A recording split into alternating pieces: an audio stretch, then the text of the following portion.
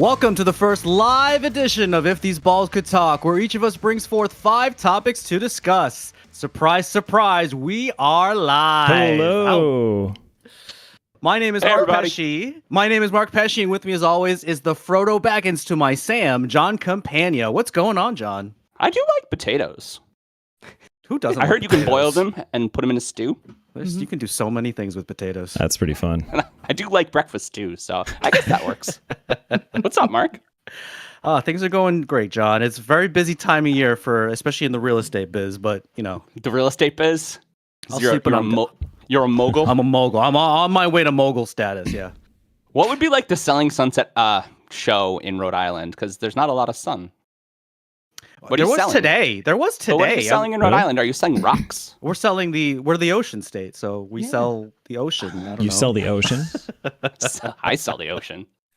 We sell houses that are much cheaper than Massachusetts. That's for sure. Ooh, snap. Oh, Shots fired at Massachusetts. Not a No, it's not Cross the not a bow. shot. Not a shot. That's just housing prices are a lot more in Mass than Rhode Island. Well, that's Anyway. okay, because Katie lives in New Hampshire now. I live in New She Hampshire. does. Yeah, she went away It's all from. good. Yeah, we don't know about those guys from Mass. Yeah. Except for all No, our nothing friends that but are them. from Mass. Never mind that. As per usual, with us is our producer and our version of Loki from the MCU because he's so mischievous. Pete Steffen. Hello. How are you doing, Pete? Doing okay. I'm a little frazzled here, trying to make sure everything's working. But I think it's great. working. Can you guys hear us Pete, you're okay? doing awesome. For our many, many, many listeners that are on the stream. Hi, Steph. And I'm a little upset because I couldn't get my camera to be not mirrored, but my shirt says probably late for something, courtesy of Steph's The Long Weekender boutique. Hey, free Ooh, plug. I love it. Free plug. Which also, the late thing, She is the creative director, though, so she can get as many plugs as she and it's wants. on brand because it also has to do with time. There you go. You got it? And there it is. On that was brand. terrible. I don't know like why just did that. Synergy. Yeah. I don't know why I just did that weird thumb thing. That's not going to It's all happen good, again. Pete. You can be weird. It's live TV. Right. With us today is our good friend and our security blanket for our first live broadcast, Katie Fox. Welcome to the everyone. podcast, Katie. Hello. I'm just gonna keep saying you're doing great. Yeah. You're doing great. As the only Katie, our one first conversation about live podcasting Right. was like, well, we need somebody who like Actually mess up has a lot live and has a good podcasting microphone and like experience. has live podcasting experience. I'm like, well, we could just ask Katie. She should be back on the show this season. Well, it's hilarious that you say that because when I first started in this, not that long ago, I was the person whose full-time job it was to do this, and I was like, anyone else want to be on camera? I'll be behind. I'll be the Pete. I'll be like behind the scenes. I don't want to be on camera, but it's a lot of fun. Yeah, exactly. Now you're on I'll answer camera all the time. emails. Exactly. Yeah, you get used to it. It's a lot of fun. Hopefully this just becomes second nature for all of us, right? Yeah. I mean, it does. Well, now it's just what we do. when you think about it, the audio podcast felt like this crazy and nervous and nerve-wracking weird the first couple times we did it, and it got better, It got better. mostly. It got better. I would hope so. Otherwise, I mean, you're two seasons almost down. So I I know. mean, you're killing it. Oh, and to break the fourth wall, I have the questions. So Good job, Kate. Good job. In Proud of case you were When concerned, we get to that we have point, questions. I can read. We Sorry. say on the other show that I do, if you have Q's, we have A's. It's all going to be okay. We got this. We've got Yeah. this. All right, let's say we get to know more about our friend Katie, shall we? Yes. Now, first of all, Katie, we wanted to start the show and take a moment to thank you for your constant support and inspiration. The guys and I knew we needed to have you on our first live episode, and as you put it, take the leap. In that theme, can you talk a little bit more about Leap Into Live event that recently concluded at the end of April and maybe how it started? Oh my gosh, I'm wearing the T-shirt. Yeah! All right. I'm wearing the Synergy! Synergy! By weird chance, I happen to be wearing it today. Yeah. So we started. A colleague of mine, Stephanie Garcia. Shout out to Stephanie, another Stephanie. We started this event called Leap Into Live Streaming Bootcamp. Was the original name back in 2020, pre-pandemic. So we thought up this idea based on what we were seeing in the marketplace that it would be really fun and an engaging experience to create this virtual event where we could bring on all of the experts that we work with all the time to share all of their level of expertise about live streaming and help just demystify the entire experience for people, help make it less scary and more actionable, and kind of help guide people towards it. it ended up working out really well for us because literally right as we opened up ticket sales, the whole world shut down and people were like, we need to know how to live stream. So what we like expected to be, you know, an event with maybe 150 people, I think we were like, yay, 150, quickly skyrocketed to over 6,000 people that were attended that first event. And we have done it every year since. Usually it changes topic. So we've done 2 years of leaping into live streaming. And then we did 1 year of leaping into podcasting. And then this year that we just wrapped at the end of April was leap into live selling. So the whole world of Amazon Live, shoppable video, monetization, how to sell online with video. So it was just a lot of fun. I learned a ton this last one because I have never done live selling myself other than kind of watching some of the experts I work with. So I'm now super inspired. I'm like, okay, if I can get my Instagram account above 1,000, then I can apply for Amazon Live and get ready. I'm going to sell all the products online. It should be super fun. Did you feel like you were on the home shopping channel? Like you were trying to like... It does. I feel like live streaming already feels like that. And fun fact, I worked for the shopping channel for years. It was one of my remember that. Yeah. Wow. So it was like, it's very full circle for me. I was by no means ever a host. Are you going to have like your Amazon warehouse in the barn next time we come with all the big racks and all the resale toiletries and stuff? I don't know what her husband to say about that. Nice. Yeah, no, I'm not allowed any stuff in the barn. Nothing in the barn. Yeah. All right. All right, John, you want to go? Actually, I think Pete found the questions. I think I found the that's right. questions. You found the questions. Sorry That's for right. that, You found the guys. questions. We're back to normal format. Go. Yeah, all right. All right, so okay, we want to keep the questions going and talk about some incredibly interesting things that seem to always go on in your life. I've always been a big fan of reading and beer. And I noticed that you just included a books and brews sale, which is like both of those things. Tell us about the sale and how it started. And also with more bookstores in our area getting their liquor license, what do you think about this obvious marriage? Like, where has this been all our lives? I love these questions. I love that you're able to pivot and be like all the interesting things that Katie I definitely didn't stalk your Facebook this week to figure out what you were doing in your life. That didn't. I love it. Okay, so for those who don't know me, I volunteer on the board of the Friends of the Amesbury Public Library. So Friends groups for the library are the groups that help do a lot of fundraising, and all of the money that we raise goes directly into the library for like programming and additional materials that the library uses. Our library is a very awesome historic building that has a ton of challenges that come with old, cool historic buildings. So there's not really like a great space for us to have our used bookstore. So we've had to think a little bit outside the box over the last couple of years. So obviously, libraries are all about community and about bringing people together. So we reached out to a number of businesses in our city, in Amesbury, Massachusetts, and we have, I think at this point, 5 breweries who all work really collaboratively together. And so last weekend they were doing a beer mile. So they were walking, citizens of Amesbury were walking from one brewery to the next and trying different beer. And so one of the stops along the beer mile was at Beowulf Brewing, who are incredible. And so they provided us with a space to have a used book sale. So it was just a really wonderful coming together of, just citizens in the community who were there to support the library, a whole bunch of people who were there to enjoy all of the new beer. They were launching a new brewery that weekend. So it was just like this really fun community like such a cool event. That is super fun. Yeah. You were selling boxes of books. We were selling beer, fill a beer box filled with books. I love it. That was our last hour of and I was bad. I bought all the books first day when they were all like full price, still used books prices, but full price. And then the last couple hours were like, we should just do a beer box full of books. And I was like, okay, more books. So now I have so many books myself. But yeah, I think in answer to the second part of your question, I think that breweries and beer culture really is just so, at least where I live, is so incredibly community focused. They really want to give back. They really want to create this space of like welcoming inclusivity. And so I think it's just a really perfect pairing to give particularly like parents the opportunity to have like a space where it's family friendly. Like, obviously kids aren't drinking, but the ability to be able to have, books and toys and games can and drink. things. Yeah. Right. So and stand up arcade machines. Exactly. Yeah. So all of the breweries in our town have like arcade machines. They have, either like ping pong or pool or air hockey. And Mark, so have you ever been to the one Dane really likes? mini the really big one libraries. with Golden Axe? Yeah. And Yeah. Oh, yeah, yeah. we've I been to think a so. couple. Yeah. Yep. that's the one he likes. Dane, by the way, Katie's husband. Hey, Dane. Yes. Hey, Dan. Shout out to Dane. He was doing the beer mile while we were lugging books, although he did pause between to help us move things around. So All it right. worked out. It Good worked out. Useful. That's a good Yeah. husband. Yeah, exactly. I think that and to Pete's second part of his question, got it. Live. I'm seeing Oh, more wait, and we more. have the- Oh no, wait. I got it. Oh, I'm too slow.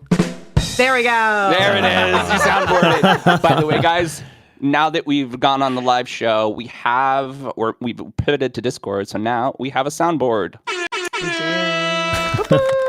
It's amazing. It made me laugh so hard the first time. And so my question is, there are at least 2 up here bookstores that have liquor licenses now. Yeah. And Yeah. Oh, they're that's right. awesome. They're so awesome. The food's great. The beer's great. It's all micro. It's a really cool bookstore. It has coffee in the morning. I cannot believe that this has taken so long to get here. Seriously. Yeah, it has. We have one. We don't have any in Amesbury, in the city that we're in or adjacent to at this point. But there is one in Portsmouth, New Hampshire, and there is one in I want to say it's either Lawrence or Methuen. That actually, the one that's there is like a full Mexican restaurant, Oh, wow. and has this Amazing. like bookshop inside. Yeah, so I think it is becoming more of a thing. I took People them want out to be to 2 able. for her birthday because I took the day off. We had a fun time. Yeah, they want to be able to read and chill and enjoy time. Well, they want to be able to chill. I think that's a good point. Yep. So, and finally, Katie, how are your creative projects going? So we talked about your 90s movie podcast, the VHS Club, on our last episode you were on, and it seems to be going very well. But I wanted to take a moment and to let you discuss your rating system with potatoes. Yeah, how does that work? Yeah, so if you haven't been keeping up with us, I run a 90s movie review podcast with my best friend on Thursday nights. Hey, Nat. Yeah, hey Nat. It is super fun. It's entirely just for us to be able to hang out together. So anyone that wants to come and watch us hang out together and watch movies, you are welcome to join.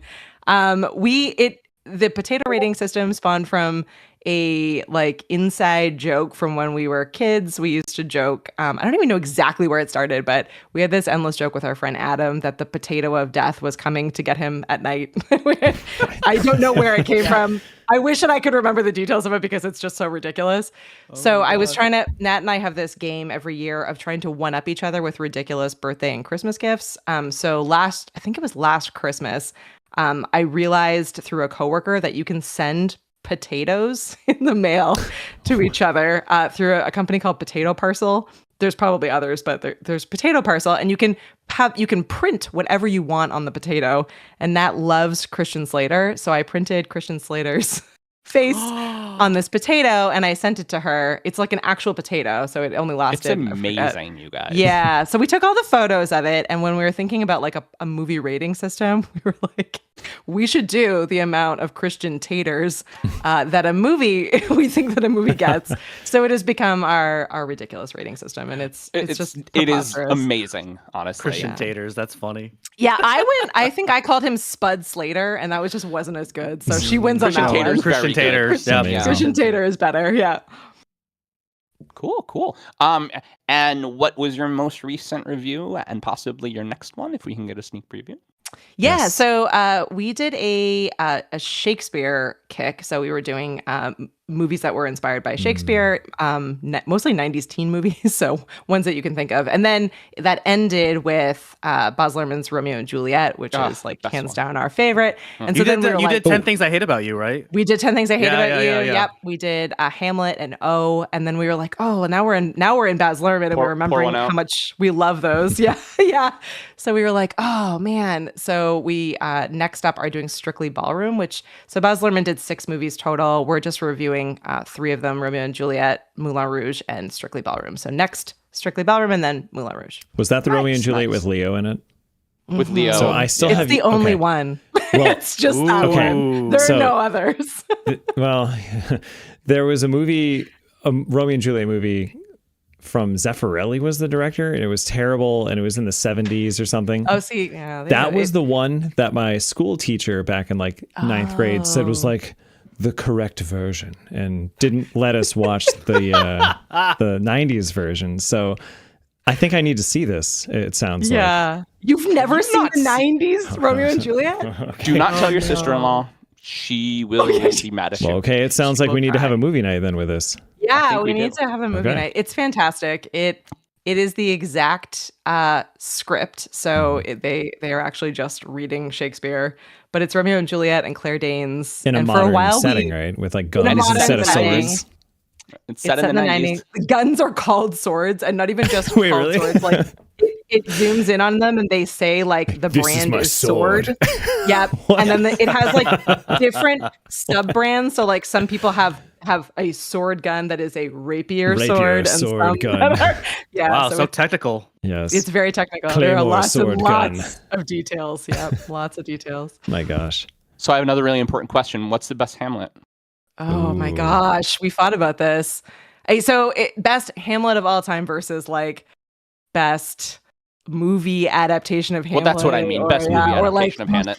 Like the Mel Gibson one, the Kenneth Branagh one. I think the Kenneth Branagh one is. I love the Kenneth Branagh one. Is the best. It's preposterously long. So if you're not So Shakespeare long. fan, Long. it is So not long. it is not the movie for you. If you're like, I don't really like Shakespeare, don't watch this one. But yeah, it's really well done. What I didn't know, and I figured out researching, was that I didn't know that The Lion King is based on Hamlet, which makes a ton of sense now that you think about it. But yeah, I kept coming up like as I was searching, was like Hamlet movie adaptations. They were like The Lion King, and I was like, well, that's wrong. And then I looked at it, I was like, oh wait, Think about it though, right? Yeah. That's And a not to good, just like, jump big titles, but Denzel's Macbeth that they just did on Apple TV is a masterpiece. I've heard that's really my good. list. Oh, Yeah. I want to see that. Tops, like so good. He's still so good at everything. That might have to happen. Steph says, "Book nerds unite!" Right there. With it's awesome. There we go. I'm just reliving my childhood. I'm like, every time we watch one of these movies, I like pull the book off my shelf, and I was like, gonna read that one next. Yes.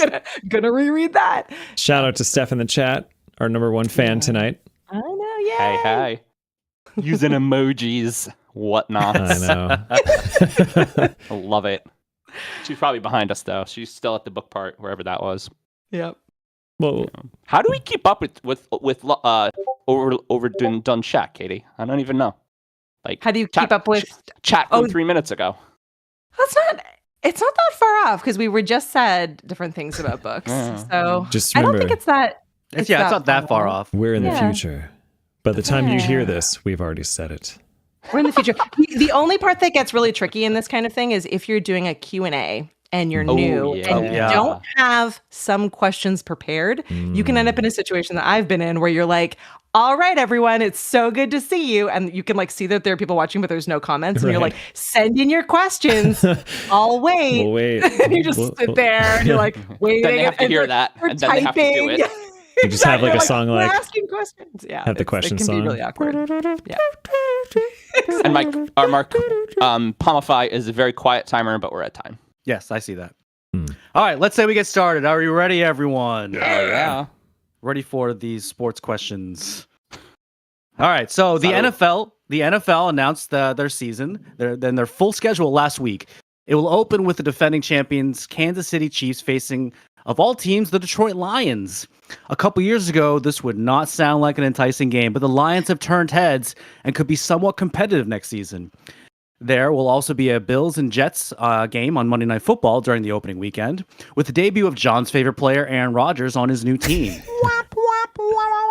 Isn't there a Wait, you soundboard have thing for you that? have yes, you have something on You the literally have that soundboard. on the soundboard. I don't have. Oh, I have that sound. Oh, guys. That one was so good though. It was I so know. good. Yours was as What good as is- the soundboard. let's just think, which Here, is better, mine you that gotta I just quack. did. I think Or yours that was one. I like better. yours better. Might have been better. All right, but we Yeah. digress. We don't Anyway. even know how loud the soundboard is. I don't know. So other matchups include a Super Bowl rematch of the Chiefs and Eagles during Week 11. The teams with the two top picks from last month's draft facing off, and the Panthers and Texans, and of course the Dolphins and Bills playing each other twice. So everyone, what game in the NFL season are we looking forward to the most? I don't know. I haven't really even thought about it yet, Mark. You know, there's a lot of talk about the Eagles and the Giants, and they're facing each other twice as well. And That there's could a be lot interesting, yeah. very interesting. I mean, pretty much any NFC East matchup is actually going to be pretty enticing. I mean, you have the Cowboys and the Giants as well. That's a sneaky difficult division, I think. It's Right? very. I mean, I guess it very was last year too, competitive. so maybe it's not so sneaky. It just is a tough division. Yeah. It just is. It just is. Well, it's like the Yeah. Eagles, who are the best team in the NFC, Yeah. and the Cowboys, who are getting better, the Giants, who are technically getting better. I don't know, I mean, but the so- Cowboys getting better. I feel like the Cowboys are always like pretty good. I think, I Someday guess they'll if get I had better. to say at this point There in they the go. NFL preseason that I am most excited about is the guys that I want to see play, like Anthony Richardson. Like, how do the Colts play with a brand new quarterback who's very athletic and exciting? Like, I don't know. It's funny you mentioned that. The Patriots and Colts are playing each other in Germany, I believe. Ooh. They have one of those European games, but it's going to be Anthony Richardson. more That's than exciting. Likely. Yeah, I'd like to see that. Yeah. Yeah. So Anthony Richardson, Katie, is he's this freak of nature out of Florida who he basically broke all the quarterback records in the combine, which is like when they go out and they run and they jump and they see who's stronger and faster. And so he beat everybody, and then he was like, "All right, I'm going to sit here and wait till I get drafted in the top 10," which he did. He's like a basketball player playing footballs. I love it. I taught myself one year how at least the basics of NFL so that I would be able to keep up when we did like Super Bowl parties and things. So I still cheer for the Tennessee Titans, which were my random team that I picked to follow because I was living in Canada and I was like, those guys have great uniforms. I've been to Tennessee. So that was my team that I followed. I still have a jersey and everything. I'm like really in. That's a really nice stadium. I went down to Nashville a few years ago. Although cool. it was for a Patriots game, they got annihilated by the Titans. They shouldn't have. Tom Brady was on the team too. Yay! Oh, That was a Tom Brady Patriots team, and they lost. You talking that about was the a really playoffs? good trip, though. Underdog. Playoffs a couple of years ago, or No, this was during the regular season. during the regular season. Okay. Oh, Yep. wow. Yeah, this was all part of my cousin Matty. He organizes a big Patriots trip every year, and that year we went to Season one. Nashville. Mm. Yeah, we went to Nashville. It's a very, haven't- very cool sports town. Yeah, Great hockey I town too, which you never expect. But, Believe it or not, yeah, the Predators. Yeah. yeah. I have vowed though, so it's been a few years since I've been on Maddie's trip. I vowed that this year I'm going to go, like regardless of when it You is. should go. Yeah, Yeah. definitely. You should broadcast. Life's too short. Yeah, Oh yeah. You could do behind the scenes the whole way. There you go. Yeah. Maybe I can get a GoPro or something like that. You should get a Yeah. GoPro and one of those portable shirts that Doc has. Just put our logo Yeah, you Katie need- could hook us on up. it and say like Yeah, balls you need cam. the Have you seen the? It's not up here. I just got Doc it. I'm showed so us excited. when we were on the show. Doc showed us. No, not the microphone. There's a cool The adapter? gimbal called Oh. the Insta 360 Flow, and so it gives you like a little mount for your phone, and it's got a magnet on the back. Just clips to it, but it self stabilizes. Like I'm Steadicam. terrible at selfies and any Yeah. kind of video with my phone, but it helps you take way better video with your existing phone. Yeah, So it's if you're gonna do a fun behind the scenes, that's like a good thing to have in your bag. it's There's funny some of because some of them like go ahead, Pete. yeah, I was gonna say like so that's a Steadicam and that's been a thing for many years, but camera technology has gotten so much better. Where the original Steadicams were giant backpack, huge harnesses. Yeah, this is like this big. Like, do you remember? Folds all out. So actually, you guys in the movie Aliens, maybe on Kate's VHS Game club. over, man. Yeah, Not so yet, like but it's on the list. Vasquez, Spoiler alert. the girl that has like the huge freaking gun that's like mounted on this thing. Yes, I know what you mean. That's It's awesome. that's what the original Steadicams looks like.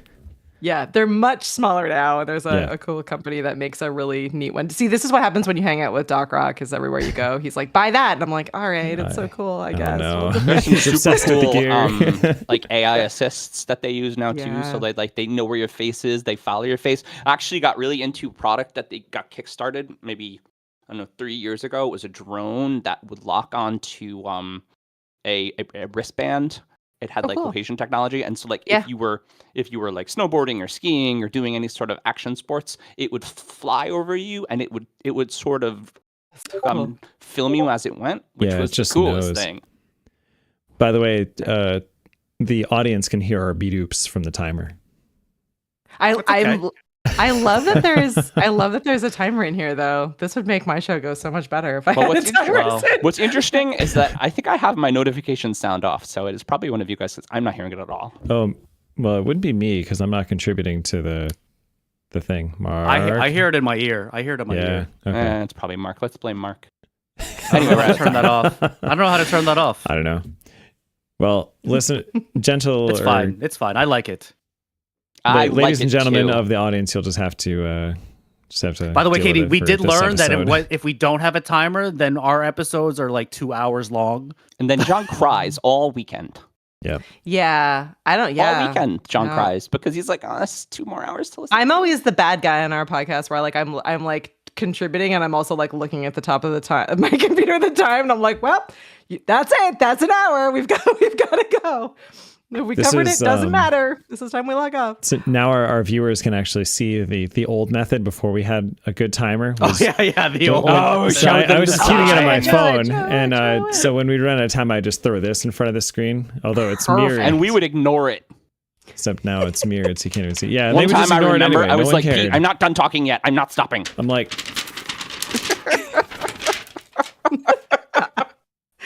Wait, no, he's trying to like relay the message, but he's trying to be so polite because he's Pete. I'm trying to be quiet about it And he's trying to be quiet. instead of being like, "Shut up, Professional. guys, stop The talking." word is professional. We love you, Pete. We love All you. right. So speaking of that, we should Anyway. probably move on to the next topic. Moving on. John, Oh, wait for it. Wait for it. We have another new thing with our new platform, you guys. I know. Now it takes forever for us to find the things. We're like, where are the things? Do you want the next topic? Yeah, buddy. Nailed it. Yeah, buddy. Yeah, we do. All right. So I'm going to ask my one sports question because that's all I wrote for Katie. The Detroit Lions hit somewhat of a bump in their Cinderella story. And we were just talking about the Lions, lending credibility to their hard knocks curse. After a great 2022 season, the Lions became favorites to win their division in this coming season. At the end of now 2 weeks ago, this took a turn as an NFL investigation found that Lions players Jamison Williams, CJ Moore, Quinton Cephas, and Stanley Berryhill had been gambling on sports. Moore and Cephas were found to be gambling on NFL games, which resulted in their indefinite suspension and their immediate releases from the team. The Lions front office reacted immediately and made a statement commenting on the poor decision-making of their players. So what are our feelings on the ethical repercussions of sports gambling by professional athletes? And with all but 2 of the players in this not even betting on NFL games, do we think they should have been punished?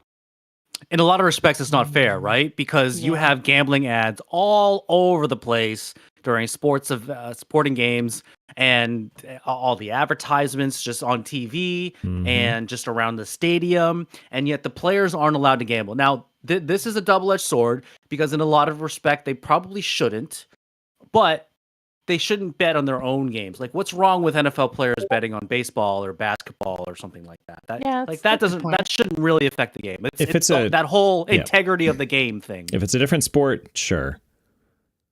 Well, almost 2. If I wouldn't even say if it's a sport that doesn't affect their division or their games. Like if if it's not for them, if they're not betting on their you do have to be a little themselves, bit. I guess. Yeah, I could see that being a bit Pete of a Rose slippery slope. isn't but in the Hall of Fame, right? Pete Rose, one of the best baseball players that ever played, got caught gambling on baseball and isn't in the Hall of Fame because of it. I mean, I guess the counterpoint to that would be if it's been really made incredibly clear to them and they're all being paid quite well for what they do, then it's like, well, you knew that you weren't allowed to do this and you did it anyway. So that is definitely one thing the NFL doesn't do things very well, but they make it incredibly clear to the players you are not allowed to gamble, and you're especially not allowed to gamble on an NFL facility or while traveling with the team, because the players that got released, that's what they did. They gambled at an NFL facility. Yeah, so I mean, I don't know. The rule Well, it just has to be above reproach, right? Yeah. I mean, they could have a direct impact on the games. Yeah, absolutely. Yeah, I mean, and that's the obvious. I think the ethics of it is kind of important. Just like discussing in a way where they can't be able to say, "Hey, I'll give you $100,000 because they're rich if you throw this game for me," right? Yeah, and then I'll make money of it, and then I'll split it with you, right? You know, right. Yeah, that's a good point. They know all the other or many of the other players on other teams, so they technically could sway things. Yeah, that was my worry too. It's like, hey, I want to get my buddy on like this other team a big contract, so I'm gonna like do some betting thing or something that gives incentive, you know? Right. Yeah. Right. I kind of want to know. How did the NFL find out about this? Like, are they monitoring are they monitoring all the players' phones? I mean, I could totally see the NFL doing something like that. Oh, how does something like that come up? I bet they got narked on. Undercover fantasy football, like undercover fantasy team members. The fantasy police. Hey, I'm I love totally the awareness not suspicious of NFL dude here players joining your and team. I love the awareness of NFL players on fantasy football and the choices that they make that impacts it. They're like, yeah, I know I didn't have a good fantasy day, but like my ankle was broken, so I just had it up too. And I mean, fantasy football is technically gambling for the most part, especially if there's money involved. So why is that okay? Right? Yeah. There's just some intern that's watching all of them 24/7. It's just like, it's Stu. He's just keeping tabs. Stu. Intern Stu. Yeah, every team's got a guy that just has to do that every day. Everyone's got a Stu. Intern Stu. I was trying to think of a generic name, but there's already a Pete and John here, and a Mark. So I was like, I love it. I like Stu. Stu's a great name. I like Stu. I like it. Stu. By the way, John, that was excellent timing on the soundboard. That was perfect. You're getting good the soundboard timing. Wow. I have to tell my own jokes to use it, but that doesn't matter. I always tell my own jokes. Someday when we do enough of these, I'll participate in that too, and I'm not like worried that if I touch anything on my computer, the stream will explode. Pete, you're doing great. You're doing great. Nice. Look at You're doing fantastic, comments coming through. It's going. Nothing's failed. We're good. I know. All right. We'll keep this as long as the stream stays up. There we go. That's you have one job. Famous last one words. job, Pete. Honestly, even if the stream goes down, it can come back up. It's all good. And you only went a little grainy in the beginning, and you've cleared out now, so your internet is recovering. All right. Solvable. Go internet. Yeah. Go internet. All right. I think we can move on to the next one. What you got? Oh yeah. That's you. I didn't put enough in, but that's okay. That's okay. Yeah, sorry about that next topic there, Mr. McD. Love that one. All right. Actually, it's time to get a little serious. So, in the continuation of a topic we've discussed on a previous episode, Memphis Grizzlies player John Morant is back in the news after being shown on social media again holding a gun, which is a direct violation of the NBA regulations. This happens after just 2 months in another social media post where he did the same exact thing at a strip club. Morant has shown a pattern of alleged disconcerting behavior, including threatening to shoot someone on Twitter, threatening and assaulting a mall security guard, and beating up a 17-year-old during a pickup game. To me, this seems somewhat similar to the pattern of behavior that Aaron Hernandez displayed, by which ultimately led to someone getting murdered and Hernandez ultimately committing suicide. So, everyone, is it likely that John Morant is becoming Aaron Hernandez? What do you feel should be done to adjust his behavior? And as parents, what would you do to alter repetitive bad habits of your children?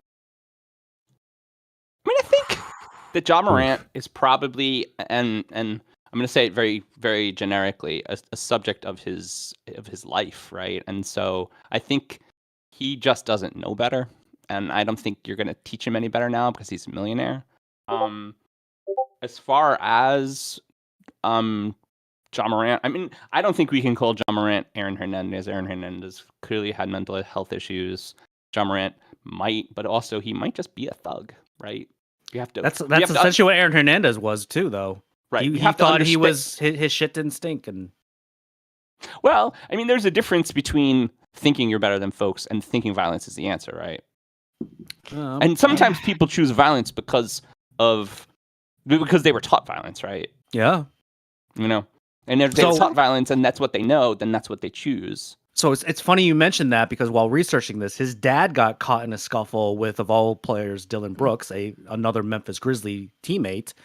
I forget which game it was, but his dad also got into a little scrimmage, so to speak. A scrimmage. A scrimmage. That's not the right word. Okay, that's not the right word. A bad scrimmage. And I think go ahead, Katie. I was just going to say, I mean, in the end, though, like all of these people are in the public eye. And so it comes down to what is the obligation of someone that's in the public eye and what is the level of censorship that goes around it? I think the last episode that I was on, we talked about like Britney Spears as an example. Like when everyone is... Who's still a mess, by the way. Yeah, who's still a mess. I mean, and probably will always be a mess. But like at what point is it like, at what point does he lose his job? Because, he is out there in front of a ton of, kids and, and people as a mentor, as a leader, as a professional in the sport. And at some point it feels like, you can't censor people from saying things on their personal social media or out in public, but you certainly can take away their job and can take away their platform. I mean, if John Morant brings a gun into the club, why shouldn't I, right? Yeah, and I mean, I don't know. Censorship is difficult across the board, and I like it. it can be really dicey, but like those feel like they are bumping up against laws and probably likely against what exists within their contract. I would imagine Mark, that. on that note, is what I was going to ask. Did you look into the morality clause of the NBA? Because I am not aware of it, but I know all professional athletes do have a morality clause. Well, within the NBA specifically, there is actually a clause in there that they are not allowed to show that they have a gun, like on social media. Yeah, you would think that he's violated. It actually specifically states like a gun. Yeah. So he's in trouble for that, and there's a possibility that he more than likely won't lose his job. But there is some talk out there he could be suspended for all next season for this, because this is a second offense. Yeah, it feels like it's bumping up against crimes, but granted, I grew up Canadian, so we wouldn't have been allowed to have those guns. So I don't know what I don't know what the rules are around. You Americans what you're make to me display. nervous. Yeah, exactly. But he needs he needs a swift kick to the nuts because he's just not behaving all that great. What I feel the Grizzlies help. Yeah. What I feel the Grizzlies are missing is that veteran presence. So essentially, someone to be that enforcer within the locker room and tell everyone, stop acting like morons. Yeah. No, that's they very need a Dr. true. J. Dr. J, or like a Kevin Garnett was like that on the Celtics. Actually, that championship team of the Celtics had a few. In fact, Kendrick Perkins, who's a commentator on ESPN, said the same exact thing. It's like, yeah, he needs to be like slapped across the face. Mm-hmm. When it comes to a team having, he didn't say that exactly, but I know that's what he meant. Yeah. I know that's what he meant. Real quick, when it comes to a team having a mentor like that, do you think? I guess maybe it depends on the team, but for a player like this, it's not always going to be just that kind of fatherly figure or whatever in the locker room, or the one with the most experience. Like, it might take somebody that's also a superstar that can lead by example and showing as well as telling. I guess. Well, he is the guy in Memphis. That's one big problem. I think that's the other problem, right? He needs Jamie somebody. Tart needs his Roy Kent, Pete. Exactly. Well, Roy Kent when he was still playing, right? Oi. That's kind of, I was thinking. Well, then that maybe the answer is that he needs to be made an example of, so that other people don't take on the same behaviors. And like you said, maybe it comes down to some kind of, like, maybe it's not that he's fired from his job, but maybe he is suspended and needs to seek some level of counseling, because that kind of behavior, regardless of how you feel about guns, is so just they tried counseling, right? That was the whole thing that they did last time. He did like a 2-week program, and he was like, "Oh yeah, I've learned my lesson," and obviously he didn't learn. Nope. Like, I don't know. I guess it comes down to like what exists within like a morality clause, or what can they do based on what their contract is with him. So yeah, it sounds like you need serious commission or league level intervention here. Well, I mean, they're gonna. That's the word. The word on the internet right now is that they're gonna make, and like Katie said, they're gonna make an example out of him. And they're throwing around 25 games, which is like a quarter of the season. That's a quarter of the season. Yeah, but I did hear that it could be as much as a year as well. It should be. Yeah. Yikes. I mean, and what they really have to do is suspend him without pay. Oh yeah, yes, absolutely, absolutely. Yeah. Yes. So us having a couple of parents on this episode, have we had an instance where kids have not been doing what they're supposed to multiple times and had to do something? I like my kids a lot. You do have a good kid. I'd say Jamie and Kieran are like the most well-behaved kids I've ever met, right? They have vested interests in being good. But I think a lot of that, for kids at least, comes from them feeling safe and secure. I think that's a good point. I think a kid that doesn't act out doesn't need to, right? And I mean, not every time, right? Every kid is different. Every person is different. But a lot of the times, can't be helped, I'm sure. When little kids are acting out, it's because they are scared at home. It's because they have learned yelling. It's because they want attention and they don't care what attention it is. Yeah. I mean, that's a lot of the reasons. And so, you say, "Oh, your kid's so good." Well, it's because they're not really wanting for anything. Yeah, I mean, I agree with all of that. I would say my two are polar opposites in personality. They are. But I did notice that John only mentioned one of your two kids. I know. Yeah, I didn't say anything.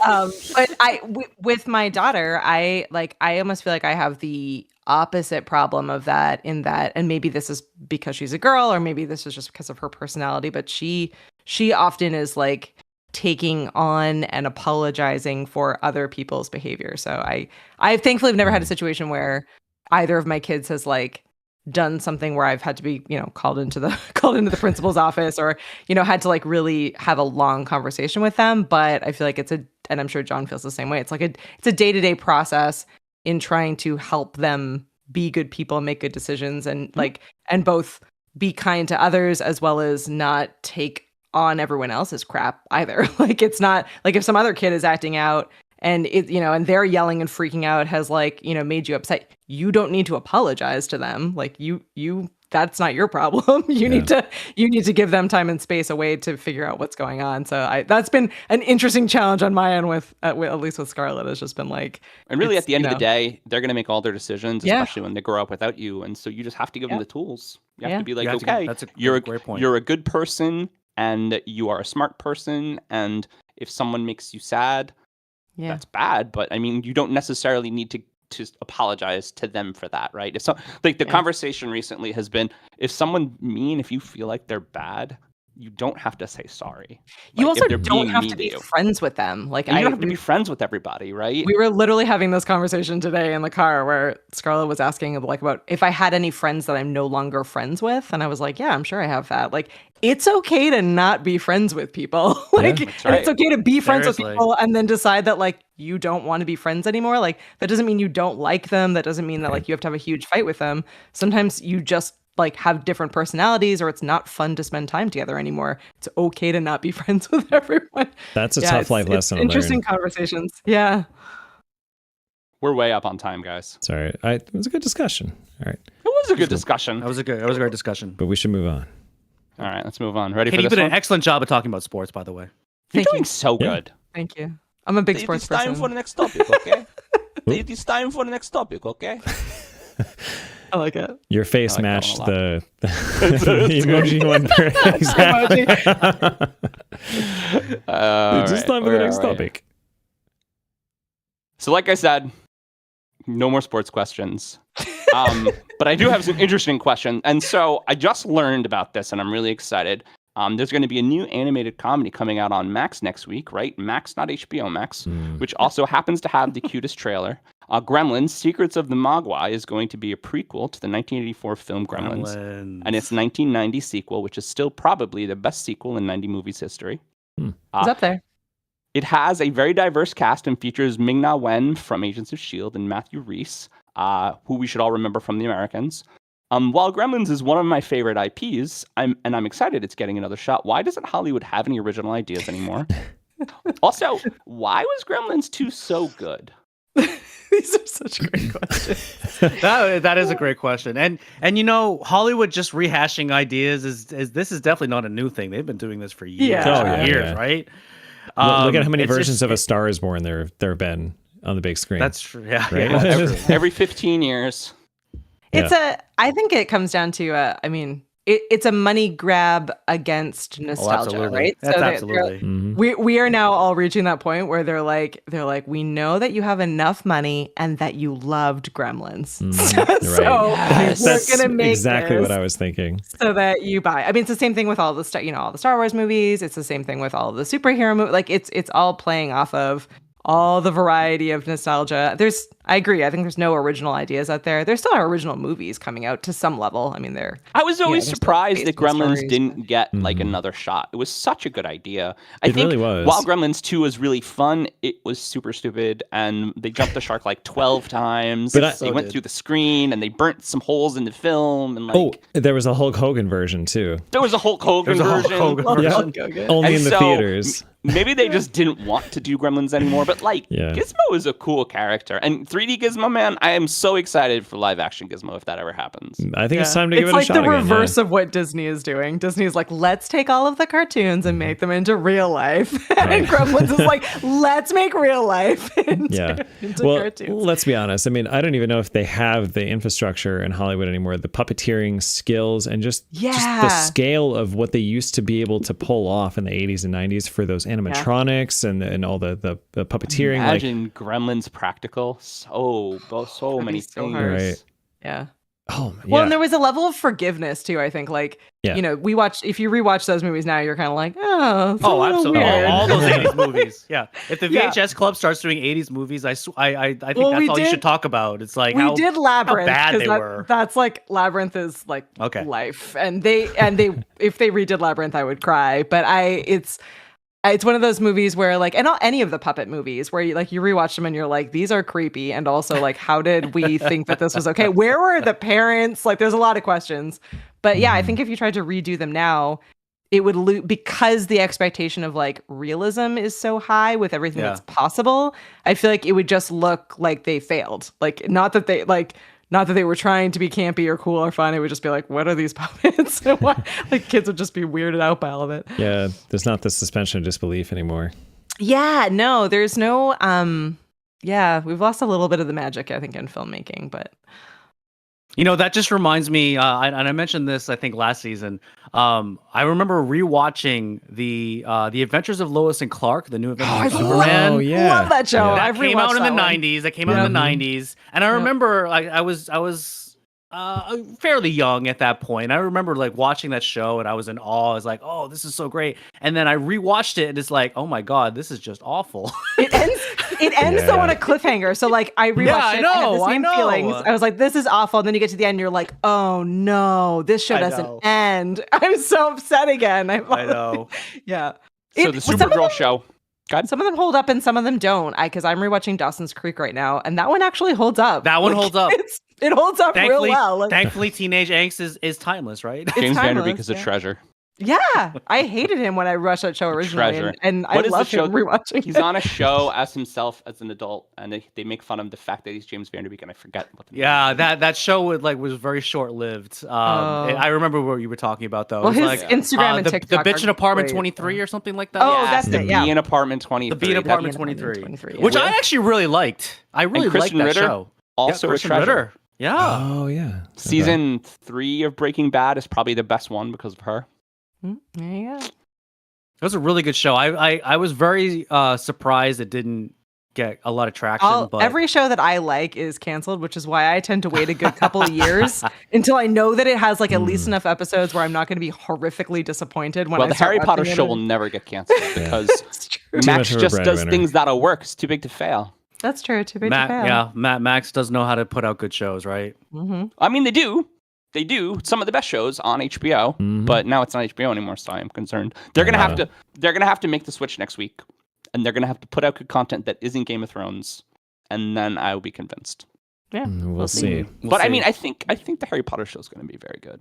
I think so. I think they're gonna take a chance. I think to do more of a case of recycled IP, which is all we're getting now. But more of a chance to like take a thing and explain it more like it would be in the book. Hey, I will. Just a lot more time. I like that versus sequels or remakes, right? Or remakes. Like, I'm on board for like, let's take a character and tell their backstory, or let's like, I don't know. I'm on board with that. If I like a show and they do a really good job with it, You did just say that you don't have time for any shows, but I don't. I got Pete and Mark to watch The Last of Us, and one of the best episodes of The Last of Us. I did. That's on my list. Oh, I was going to watch that no matter what. That was so good. One of the best episodes, though, they take these two characters, which are these two men that get married. They meet each other in the apocalypse. Is this the Nick Offerman episode? Nick Offerman. Which is the best episode of the whole season. It's one of the best episodes of television I've ever seen. Spoiler alert. One of the best episodes of television.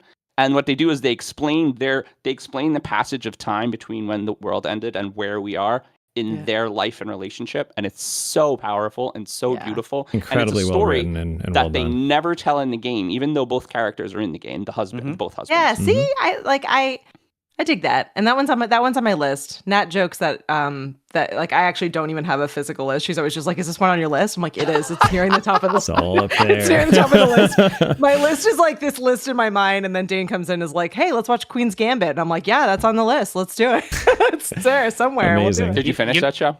I did. It was really good. It's a good show. I mean, So much ass. I knew it was going to be because I trust everyone's guidance and recommendations. I just get maybe like 1 hour of TV a night if I'm lucky. So yeah, I just got to pick carefully. Pete and I have a chess friend who actually has like a rating and everything. And whoa. he tells us that the Queen's Gambit was so good because they got actual advisors, so the chess is real in Queen's Gambit. See, I feel That's like cool. that even though I know nothing about chess, and throughout the entire show, I kept having to like pause it and be like, "Is that actually a chess move? Do I not know how to play chess?" Like I had to, The because chess there were was hard to moves that they follow, were doing. Yeah, sure. that I was like, "Wait a sec," but yeah, it does seem like it was pretty accurate. And I think it needed to be real because to tell the story accurately, it's the same reason Mr. Robot is good. Mr. Robot is on FX about this computer hacker. I'm not going to get into it, but the computer stuff, like I knew that, right? The computer stuff is real, and I'm just like, oh, that's awesome. The computer stuff is real. So like the only show ever that did it realistically. The only show ever, Pete. This is a Unix mainframe. I know this. Access main program. right, we have to move on. All right, sorry. Really a little bit. Only one over. We were a little more over on Skip the next one. question. We're behind. Let's go. Let's keep going. Keep going. All right, we'll use the apropos next topic. Get the next topic now. All right, Yes. so this is my last sports question. But the move for the Athletics seems to be more and more likely as the team announced that they have reached an agreement with Bally's to build a stadium along the Las Vegas Strip. The current lease in Oakland ends next year in 2024, and they could conceivably play in the same stadium their AAA affiliate plays in. This follows two franchises making their home in Vegas recently, including the Raiders, who also once called Oakland their home, twice even. Yeah. So, everyone, does the potential marriage between the Athletics and Las Vegas seem worthwhile? I mean, I think for teams moving, especially teams that are kind of struggling, moving is a good move. And I mean, that's why there's a million movies based on it, and it happens all the time, because to get better when you're bad, you need an influx of money. And building a brand new stadium and getting a brand new fan base is an influx of money. So I think it's a good move for the Athletics. I mean, Oakland kind of sucks. Oakland does. Do people in Vegas watch games? Like, do people live Absolutely. in Vegas? Oh, yeah. I just went to Vegas for the I know, first it's time. mainly so- tourists, right? Yeah. No, I think there's away from definitely the people. strip, yeah. Every mean, person that has talked to me about professional Las Vegas sports have been tourists. However, every person who has told me about it says that both the hockey stadium and the football stadium are literal cathedrals to sports. They really, Yeah. really. So I just went to Vegas recently for work, and I'd never been before. But like the stadium, like is intense. The football stadium is intense. Like you drive by, Beautiful. it's like Oh, yeah. right there, and you're like, whoa, wow, football is here. It's like This is a black football obelisk place. to sports. Yeah. It's beautiful. So I mean, Yeah. certainly the money and is, the is there. inside of those places is ridiculous. Oh, yes. Ridiculous. Their pregame, their media presentations, they're all top notch. I mean, they definitely try their hardest to be, Vegas sports. Like they have an identity already, which is pretty cool. Yeah. Now, I mean, I keep in guess mind, worst case they could have concerts there, even if it's yeah. sports. Yeah, too. no, yeah, People would go to absolutely. concerts. keep in mind, it is around Las Vegas. Like you have the Strip, but around Las Vegas, and this is the realtor in me, so much open land. Yeah, You could put so many football stadiums like just around the Strip. Like even the stadium for the Las Vegas Aces is Aces. I mean, I think that's probably the nicest WNBA arena. Yeah. And to me, it's actually kind of funny that the NBA is going to be potentially the last big sport that's going to make it to Vegas, because that was probably the first sport that made Vegas like a possible destination for franchises, because the NBA had their All-Star game there like about 10 years ago or something like that. And they got kind of put in everyone's head that, okay, maybe Vegas can actually support a franchise. And now they're maybe going to get 3 franchises. So we'll see. We'll see. But I mean, and to your point, like, does anyone really live in Vegas? I mean, it doesn't really matter. Sorry, Vegas friends. Please don't judge me. It doesn't really matter where you live as long as you go to the game, right? I mean, That's true. that's just going to be another like tourist attraction, like, Cirque du Soleil. Like we're going to go to Cirque du Soleil, and then we're going to go see an athletics game. If I'm in Vegas and there's an athletics game, I'm going to go. Yeah, Exactly. that's a really good point. Really good point. Yeah. Yep. I just hope they have an indoor stadium. Speaking of It's hot in the summer. It's I'm sure. speaking of Las Vegas Aces, I hope that Kelsey Plum comes to New York now that her husband's here. Just saying. She's really saying. wonderful. Just saying. I will have to say, though, in all this, You mentioned 2 Oakland teams leaving Oakland. I do kind of feel bad for Oakland. Like I've walked. I know. No one wants to be in Oakland. I know, but like I've been in Oakland. Sorry if anybody listens in Oakland, but Those- I mean, kind of sucks. There Let's go see. the 4 Oakland So listeners. Steph and I, Come I on. know. So the Golden State Warriors used to have their home in Oakland, and then they moved across the bay to San Francisco. They Yeah. did. Better That's too Everyone bad. chooses to leave. Steph and I were in San Fran, I think 2017. She can correct me if I'm wrong and she's still tuning in, but She's in the chat. okay. He's in the So chat.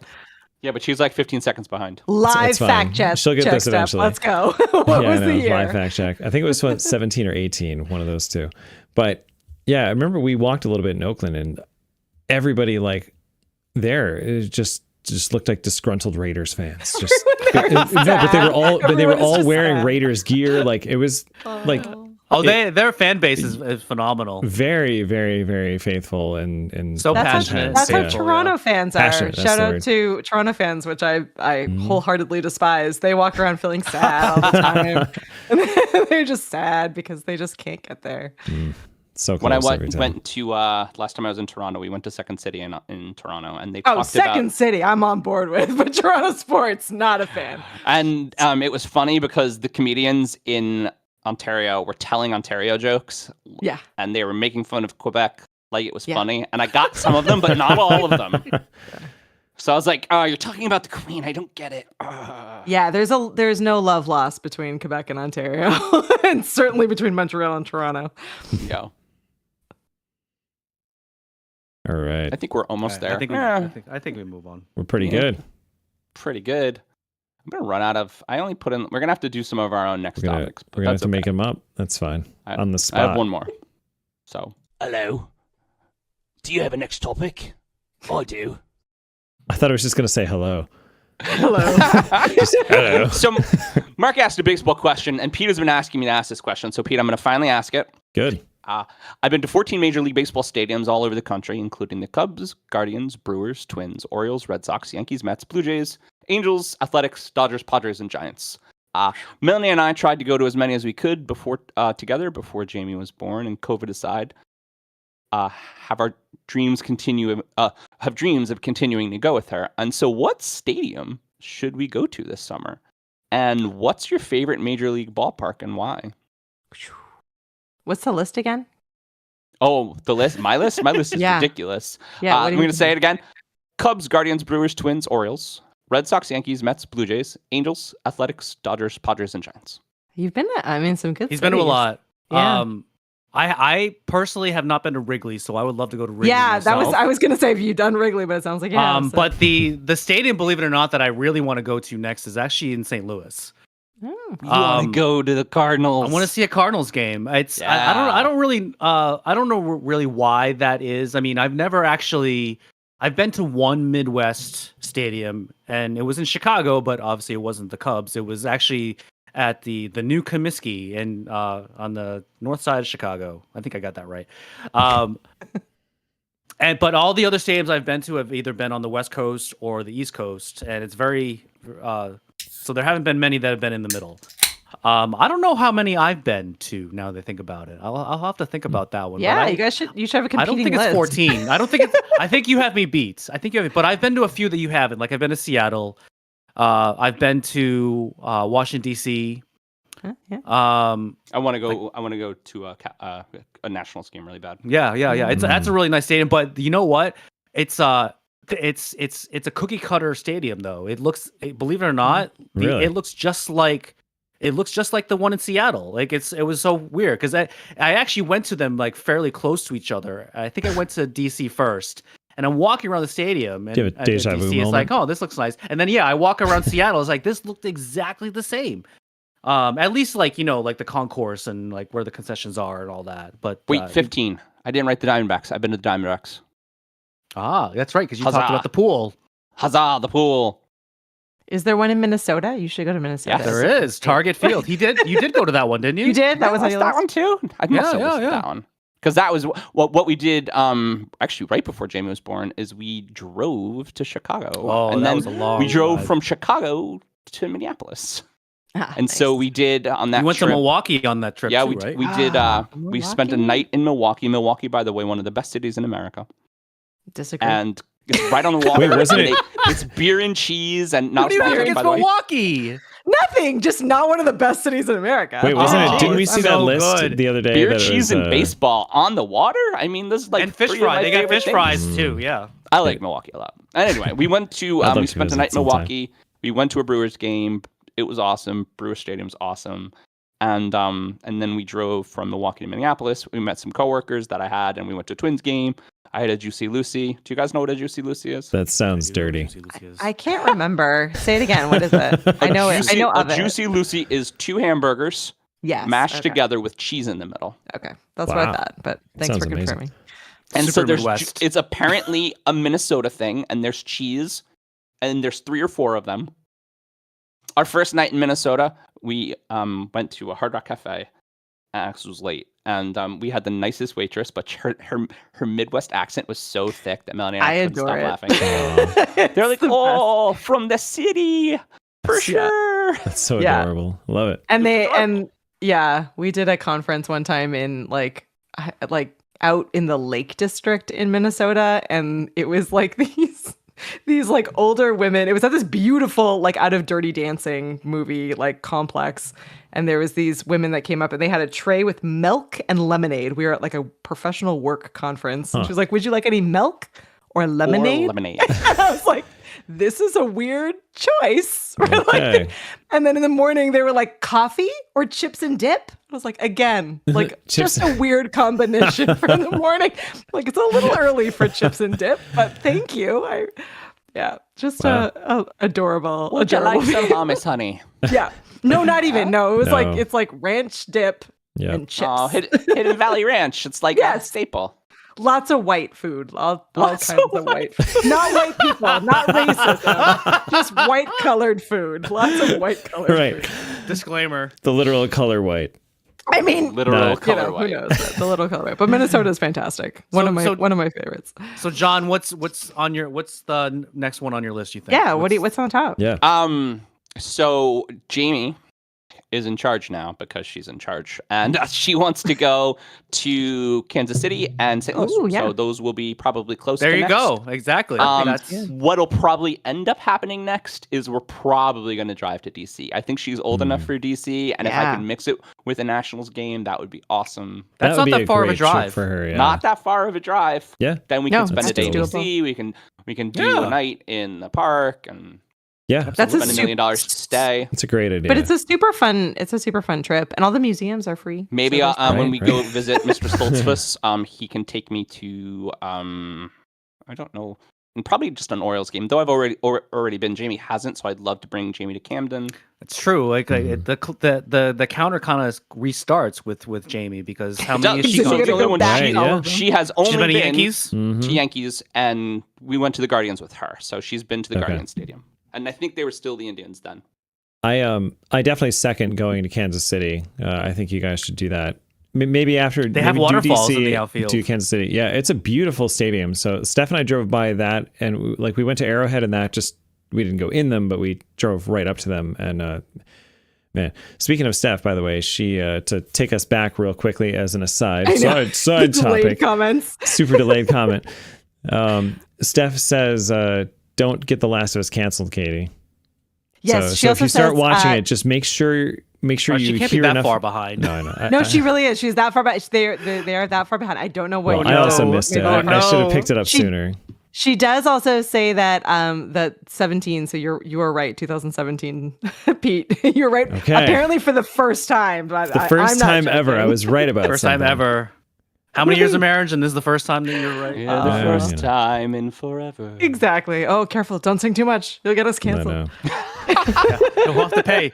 Less no more than than 5 3 seconds, seconds, man. Yep. I did it. Success. Yes. The rule is to badly sing so that it's not comprehensible. Sing so right, Mark, badly, what's on your list? even the audience doesn't You recognize said it. can't. You said I mean, yeah, Rig- Kansas you said City. I would Wrigley. love to do St. Louis, Kansas City. I mean, Pete. Where are you gonna go? I mean, baseball. Even though you don't know where you're gonna go, you can even pick a football stadium if you want. I don't even care. Or Ooh. pick a random city. I'm sure there's a baseball stadium there. To go back to Milwaukee, I would like to see Yes. Green Bay Packers Stadium. Nice. I think Would you that'd wear a cheese head? That's important. I feel like you need to wear a cheese head if you're there. I mean, as long as the Bills aren't playing them. Exactly. sure. As long as Or maybe even if. Yeah. Go in your Bills Oh, gear. yeah, there you go. Maybe. I always when we visit when the legendary Yankees are stadium, playing. Like when we went to see the Guardians, it was when they were against the Yankees, and so I wore all my Yankee stuff, and we did. And then we were sitting surrounded by Yankee fans, and so they all thought I was being loud, and they thought I was being loud the other way. I was like, "Look at my shirt, I'm being loud the right way." And so we had a nice talk about being from New York. Okay. being loud the right way. That's incredible. Oh my gosh. And look at that, right on time. All Right on right. time. So are we out of next topic sound bites? We are out of next topic sound bites. All right. Katie, next I topic. mean, go. we can always do my favorite. We can always do my favorite. Hey, baby. Do you want a next topic? Perfect. I love it. That I works think we too. stick with that. So in its third week, the Writers Guild strike has put a halt to lots of new television programming, including all of the late night shows. For those that are not aware, this strike is over the lack of compensation specifically for streaming shows and also to keep up with inflation. Streaming shows have also changed the length of a job as shortened seasons require less time than the normal full-year commitment of a broadcast show. Yeah. The last strike happened in 2007 and 8 and lasted for 100 days, and many insiders are predicting the same will happen for this one. So everyone, with the WGA strike, what do we watch without new programming? 90s movies. Doesn't Not gonna lie. affect me, although I think you should pay the writers. I That's could, why I my could Yes, watch. just- I could watch Clueless Just forever. pay the writers Will you come so on that when we do Clueless? You and Mel need to come on and join us for the show. There you go. Mel I'd knows love to. every word, so no pressure, Mark. Yeah, no, I'm in. Oh, I could quote a lot from that movie too. There we Probably go. not as much as your wife, but I Ooh, could. he knows every word. to Perfect. just to preface too, like my job's affected quite a bit too by this writer strike. We've had to take precautions and like my bosses too. They kind of knew for almost a year that this was coming. Yeah. And so we've been planning ahead as far as we can. But I mean, eventually you run out of backup plans, right? So no Yeah. writers, nothing gets shot. When nothing gets shot, VFX companies start going out of business really quick because our entire industry is based on high volume, not profit margin. Right. So yeah, this affects everything all the way down the pipeline. So execs, if you're listening, pay your writers; they deserve it. Pay the writers. Pay the writers. There are no shows without writers. There That is are none. very And true. And writers across the board are so undervalued and so And underpaid. execs They're really not. like the streaming wars and the fact that they can charge $22 a month. Yeah. Seriously. Right? You think it'd be a They do. no-brainer? It's like you know what shows are the best and get the highest ratings? The ones with the best writing. Yeah. Almost. Yeah. Pay the It's funny how writers. that happens, universally, right? The ones that get the highest ratings are the ones with literary source material. Let's be Yeah. honest. Yep. So Yeah. yes, the best writers because it's already been written. All right. So what's I will say this. I have been watching shows that I used to love. Like I'm rewatching New Girl right now. Nice. Oh, That's a yes. solid one. I rewatched that one recently. Does it hold Mhm. up? It does. Okay. I It does. think so. What do you think, Mark? I think so. Yeah, I think You so. know what doesn't hold up? I- How I Met Your Mother doesn't hold up. Oh, I was Very thinking that. bad but- now. Yep. I mean, love I that. will I still say- love that show. There were some still- great I still love episodes in that show, though. Still. I You know mean, what New does hold Girl up, has though? like Schmidt moments that are probably Yes, somewhat yes. controversial, but I just Yeah, love right. him so very much that I'll I let know. it slide. Melanie There was a does. charm to that show, though, for sure. Yeah. That's a I good mean, one. Pete and Steph discovered Brooklyn Nine-Nine like 10 years Oh, after. so it. that's another That's a great amazing one. one. I think a that'll good be one. timeless too. Yeah. Yeah. Andy Samberg is great. Mhm. 30 Rock will 30 Rock as last well. forever because that's one of the best sitcoms on TV. I'm also just finishing re-binging Parks and Recreation. Hearts and Rec. Yeah, that's another great one. I am currently catching up on Better Call Saul. I don't know why I stopped watching it, but it is as good as Breaking Bad. So I'm like I've heard that. quarters through I've heard now, that. and it's not done yet, but 3/4 through now, like season 6. So we're starting. It's interesting because now we're starting to mix timelines. So you're seeing characters because they were like, oh, the time should work out. We can bring Yeah. up characters from Breaking Bad now. I was gonna say, like, that's- this is running longer than Breaking Bad did, so eventually it's gonna catch up, right? Yeah, well, what they might do is they might just flip it, right? Because what they're doing is they're talking. the beginning of every season, they have a little meanwhile action where they're doing what Saul is doing when he's in, whatever Midwest city he went to. And it's all really good and really interesting so far. That's cool. It's the weirdest show because there's so much of it that's filmed with just character study that they nothing's really happening, but a lot is happening. Mm-hmm. I don't know. I have a list of shows that I keep talking. I'm gonna look for it. Well, I don't have it. I don't have it We all readily have a available list, in my head right? like Katie. We all have a list, We right? all do. I don't have a list, list because right? I watch everything because I have more. I sleep less than you guys, and so Oh yeah. Yeah, you watch a lot of television. I watch a lot Yeah. of stuff. I'm always so impressed. I like by the time that I'm done like kid activities and dinner and like all the other stuff, it's like 9:30 and I'm like, all right, I do an hour of TV and then I read and go to bed. Well, so here's the deal, right? And this is why Melanie gets frustrated too. So they all go to bed. Mel's in bed by 10. I really can't sleep till midnight. Yeah, so you And have a solid 2 hours. Yeah. From 10 to midnight and really later these days. Yeah. I went to bed at 1 last night like a madman. Oh man. From 10 till midnight, I just watch stuff while I'm like working or working on projects, and like I Sure. can keep track of both things too. So Yeah. Yeah, that's I a mean, skill I wish I don't you had. wake up earlier than your wife too? Like you go to bed much later? Yeah, Oh, you John not anymore? just doesn't sleep. Not anymore. I do. So I've been doing like 12:30ish to 7. So Oh my like goodness. 6.5 hours every night. Like I'll get up. The thing is, I'll get up at 7 on Actually, that's about what I do. weekends, and Mel won't. So that's our trade-off. Gotcha. Yeah, that's fair. You know what I've been putting off forever that I really want to check out is Chernobyl. It was a HBO started soon to be that Max one. miniseries. Yeah. Okay. It's good. Is it? Yeah. I would love Yeah, to. I didn't- That's I- another one though that's hard to watch. Yeah, I Yeah. got like I think 2 episodes in, and I was like, I need to pause on this one. I can't. I don't know. It's intense, I I've need heard. TV as escapism. The more the older I get, It's a good. Like, It's I a nice escape, can't- right? Yeah. I- It's I will not s- a nice escape. No, I guess will not. say this. One of the reasons why I started rewatching Parks and Rec is because I was kind of feeling a little down about some things here and there, and it Yeah. pepped me right back up. So Yeah. That's a good one one reason for why I that. love Parks and Rec. You can fly through a half an hour comedy too pretty quickly. Absolutely. So, like, I like Yeah. to always have like at least one half an hour comedy that's like in the back pocket. I like to that they're rewatch. mixing genres now too. We're getting 30-minute shows that are dramas, and we're getting because right, every sitcom used to be funny, and every funny sitcom used to be 30 minutes. Yeah. And so now we're getting like 30-minute dramas, and we're like getting dramas that are funny that are Yeah. like 45. I mean, they're just trying to see what people want. Yeah. Yeah. It's an interesting world in TV right now. That's for sure. I think we're done, That's good though. or at least we should. Pay the writers. Pay the writers. Hey, the writers. And there's a lot of good TV out there. Yes.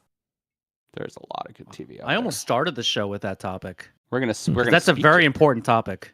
Yeah. We're gonna speak to the TV a little bit. Well, actually, not really. Pete, do next topic. Next topic. Oh my god, I love it. It's so How are you so good at all those? You timed it So right as I had a good. huge burp, so I just had. It went. We're it went- live. this is how we are, and Hey, baby. this is where we were. Yep. Oh man.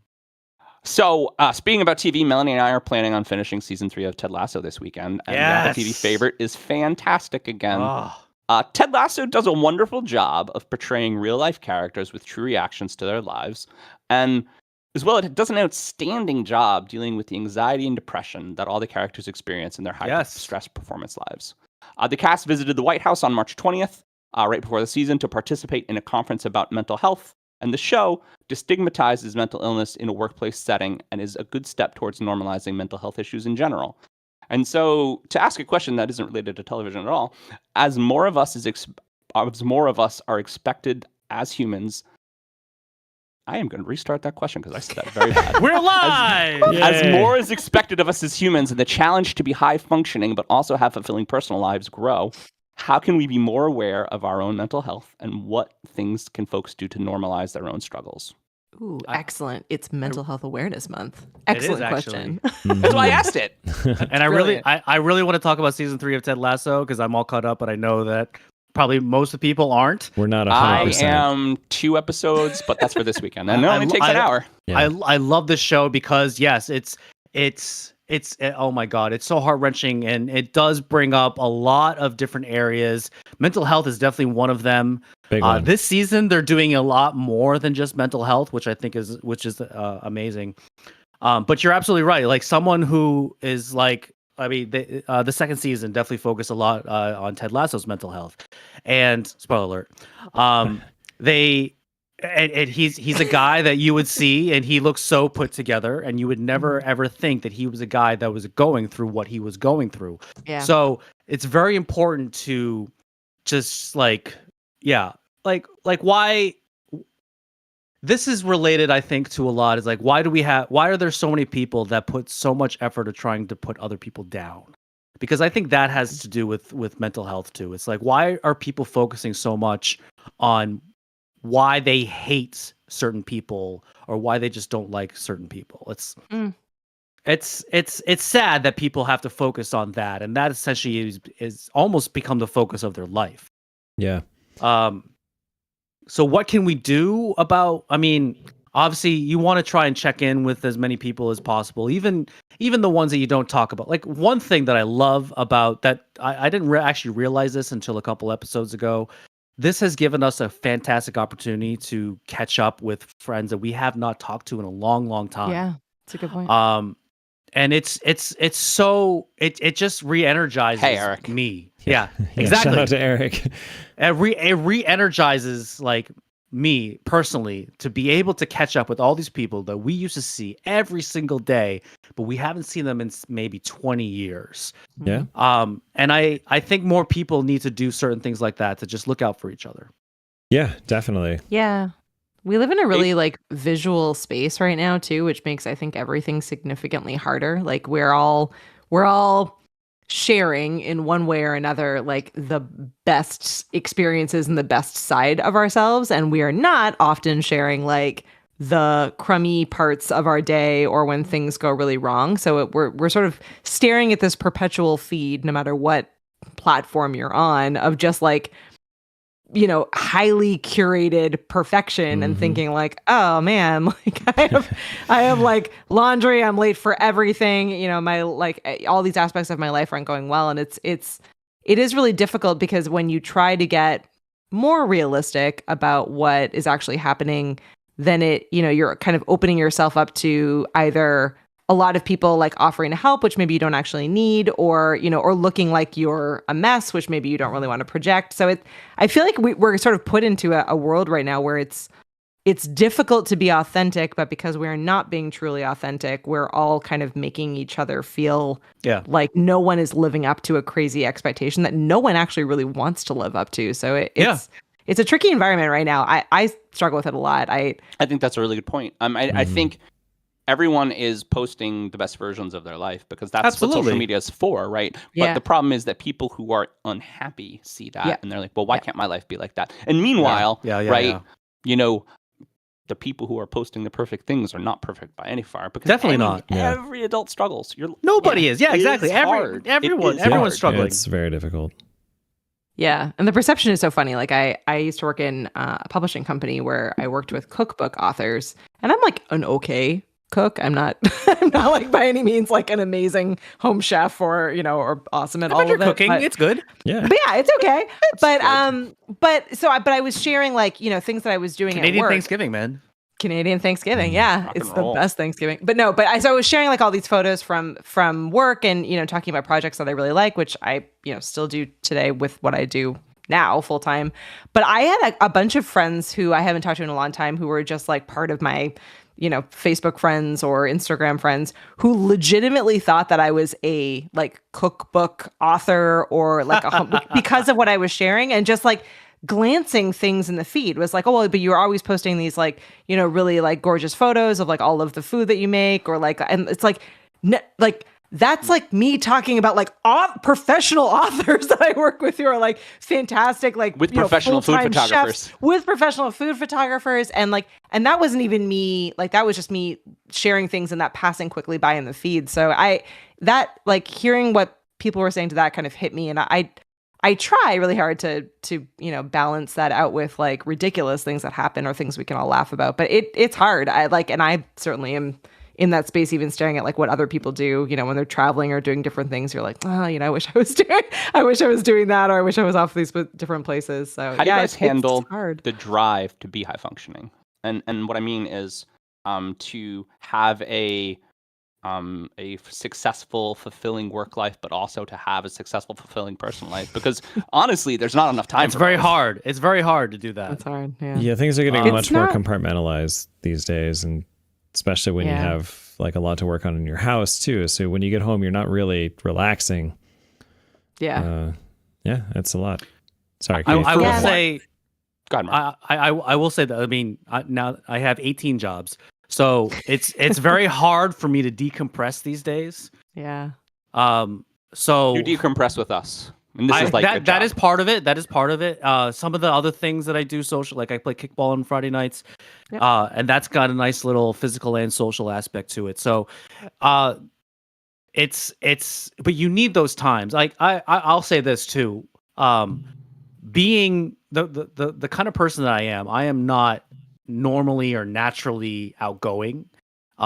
It takes a lot of energy out of me to do something like this. Now it's you guys, so I feel actually very comfortable. The real estate thing is another story though, because these are people that I really don't know all that well, and I have to be, all bubbly and on. You guys remember when I was in the club too, and I would host these events for these people in the Boston area, even more people that I didn't know. I was always just, again, so tired after hosting these events, trying to make sure everyone's having a good time, being as social as I possibly can. But I'm not like you, John. I'm not naturally social, so it takes a lot out of me to be like that. And but it's something that believe it or not, that's not really something I admit to a lot of people too. So that's kind of on me as well, and that's something also having to do with mental health, right? You have to kind of admit your weaknesses. Well, I think that introversion and extroversion is a spectrum, and I think where you are on that spectrum and I learned this from my wife, who is a mental health professional. Where you are on that spectrum because of how you get energy and how you feel recharged. And I know that when Jamie has to do a lot of activities with her friends, which she really enjoys, and she goes out and she has fun, she needs to come home and she needs to decompress. And Mel's the same way. And I know that when COVID happened and I couldn't leave the house for 3 months, I almost exploded and went everywhere. Seriously. Yeah. And everywhere. Yeah. And the memes around during COVID about asking your extrovert friends if they were okay were true. That was my life. And so it's just about being aware of your limitations. I think it's about being aware of what you need and about taking the time for yourself, which I think, unfortunately, as 30 and 40 somethings, we don't do because there's no time for that. And so there has to be a way to grab space. You have to unfortunately, we're at a point where we probably have to schedule the time. You have to schedule space. Yeah. No, you really do. We've been talking a lot about that in like work podcasts and conversations that we've been having, that like actually blocking time off on your calendar for things that are important to you, whether that's like, I'm going for a walk, I'm going to kickball. Like we are really notoriously bad at setting those boundaries and giving ourselves permission to do that. And no one cares, but we think people care. Like we're worried that bosses and partners and friends and whatever are going to be like epically disappointed. But if we put it on the calendar the way that we do with everything else, it actually is less stressful than it it actually seems. So that's how my type A anxiety manifests, where I feel like everything is a much bigger deal than it is. And it's definitely a much bigger deal than everyone else in the whole entire world thinks it is. Yeah. And we're out of time. It's a good topic. All right.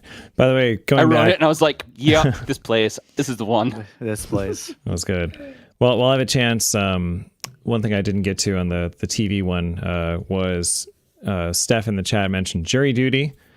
That's an awesome show, and this even goes back to like what original things are on TV now. That's one. We just finished it recently. It's freaking awesome, and it's a story about basically everybody's an actor except for one guy, and I've heard of this. Yeah. I've you have heard to of explain this. the premise, Pete, because it is literally very unique. So basically, this guy goes to jury duty, thinks it's a documentary about a jury, right? That's real.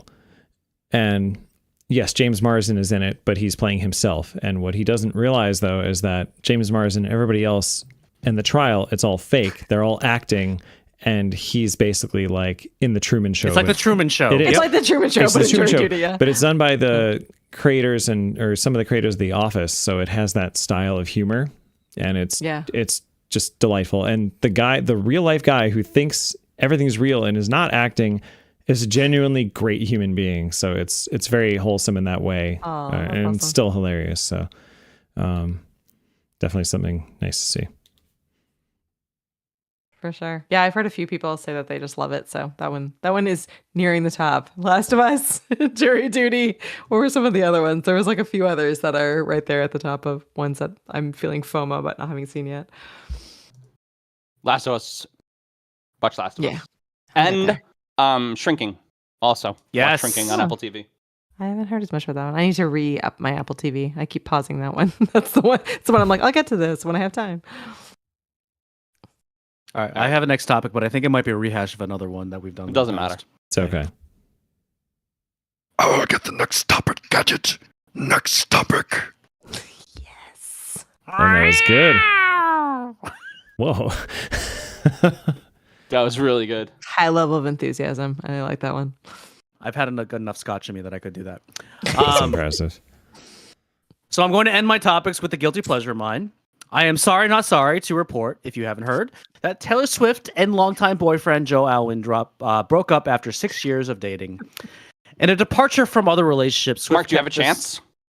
We're going to get to that. Swift kept this one under wraps for a while when they first started dating in 2017. Perhaps this breakup comes at a somewhat convenient time, as Taylor can focus on her Eras tour, which has been running strong for 2 months, and coincidentally will be in my neck of the woods this very weekend. Are you going? I'm actually not.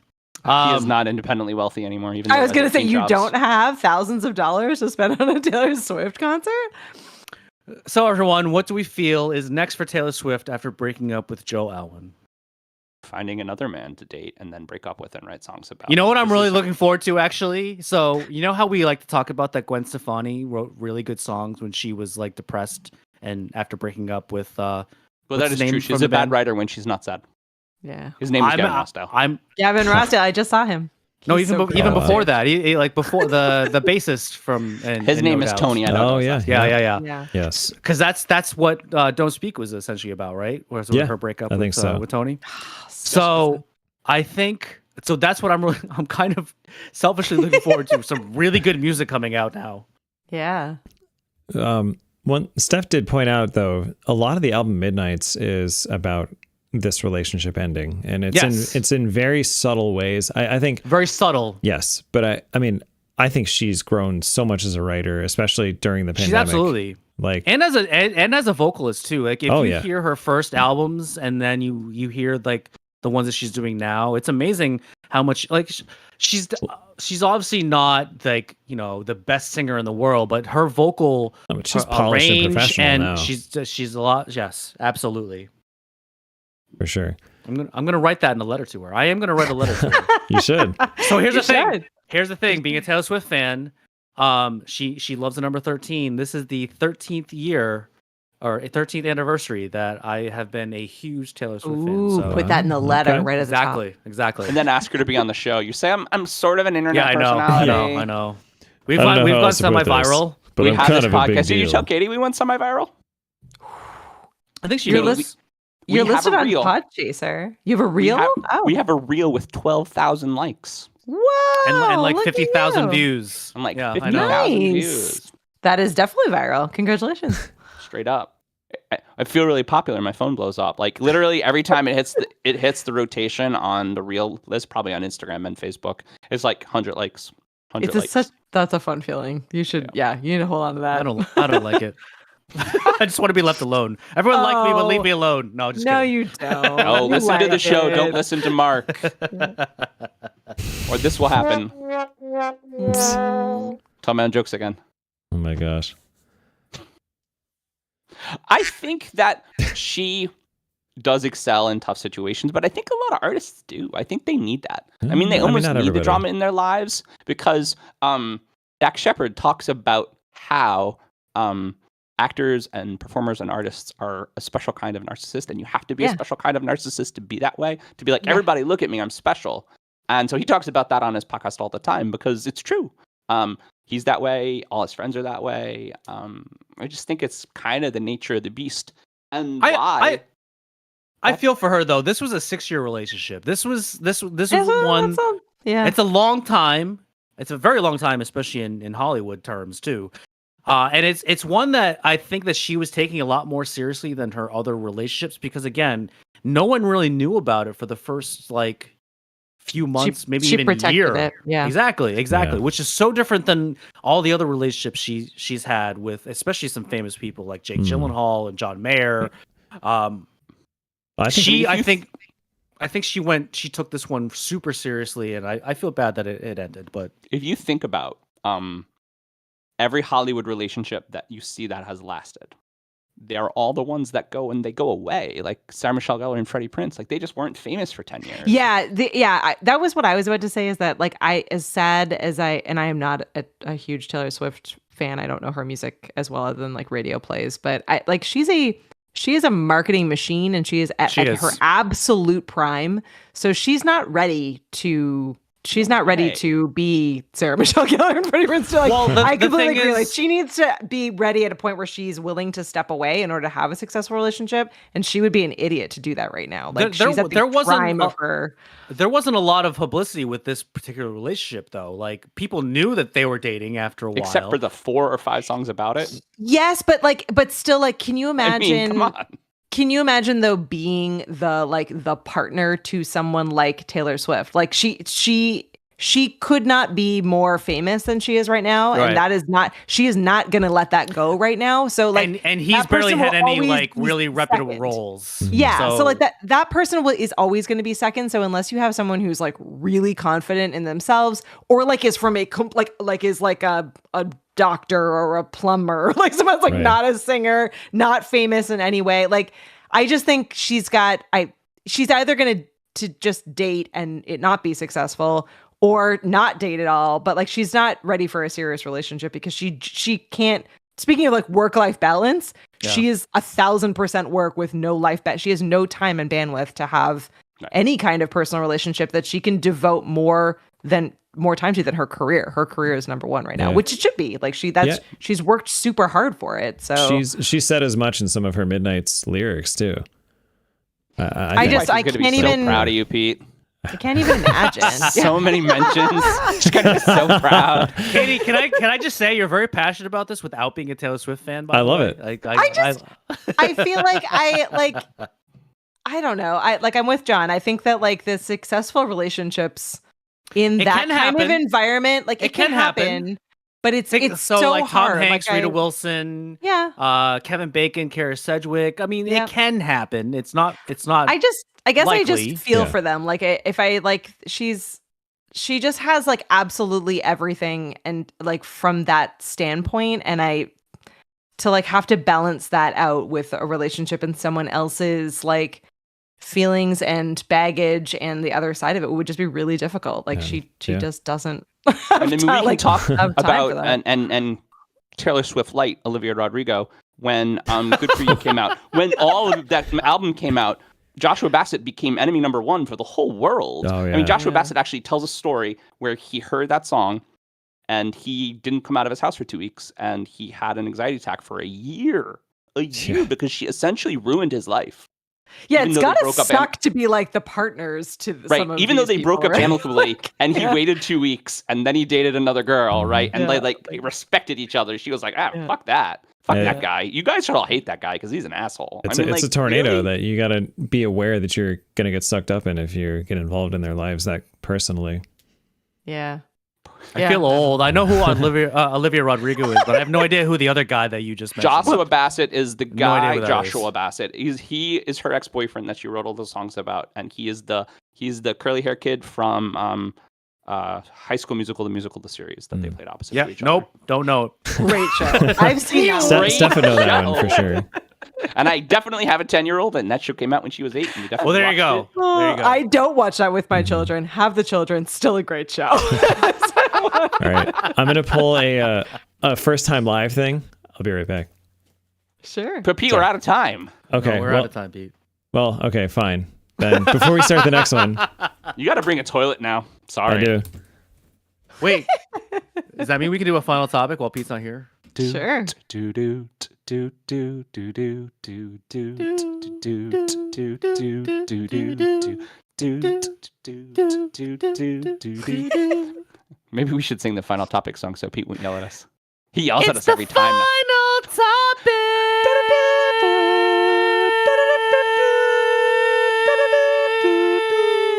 The final topic. Pete's gonna like. He's like, "Did you do it?" We'll be like, "We didn't do it, Pete. We didn't do it, Pete. We respect you too much to do We respect you too much. Pete watching back the video later. You're like, Wait for no. Those sons of bitches. Oh. Yeah, buddy. So the first time we discovered the soundboard, we played with it for 10 minutes and we couldn't stop laughing.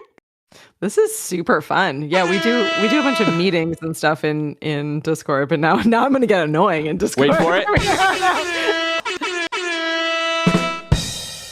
All right.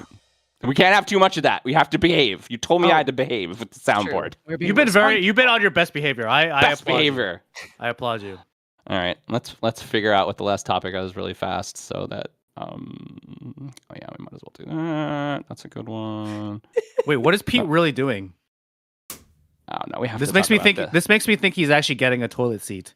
We have to do this because Pete's it's super topical. Pete, we definitely didn't do the final countdown. We did not do the final okay, all right. countdown. We definitely didn't do it. We didn't do it. I don't know. Something tells me if I listen to this back. So I will say something we're aware of for anyone viewing the podcast. I know we're super delayed in this episode. We'll see if we can lock that down and get that a lot less in the future. You're super delayed. I have a Super feeling that's delayed. because we're going through because we're doing Discord into OBS to YouTube, so it's like multiple Yeah. Yep. places. I mean, that's the that reason. add latency. Well, no, But we So have many I'm channels. saying we're 10 minutes delayed. Oh wow, yeah, that's crazy. Yeah.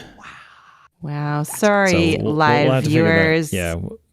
Yeah. In 10 minutes, you'll know how sorry we really are. So we will get that addressed for future episodes.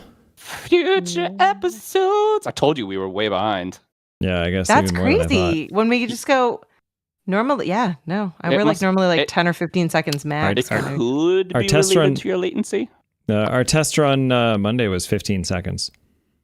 Yeah. That's You know who I blame? I your- blame the gremlins. Your internet Gremlins. is working less good, notably, if that makes a difference. That's gooder. Like I'm seeing you get grainy. Yeah, Maybe.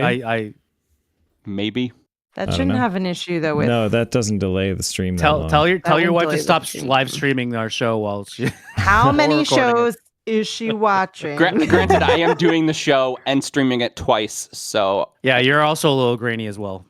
well, yeah, whatever. I'm you're a little grainy. fantastic, and that's what matters. Yeah, Yeah, That is Katie, true. You, Kate you looks look fantastic. HD the whole Katie. time. HD.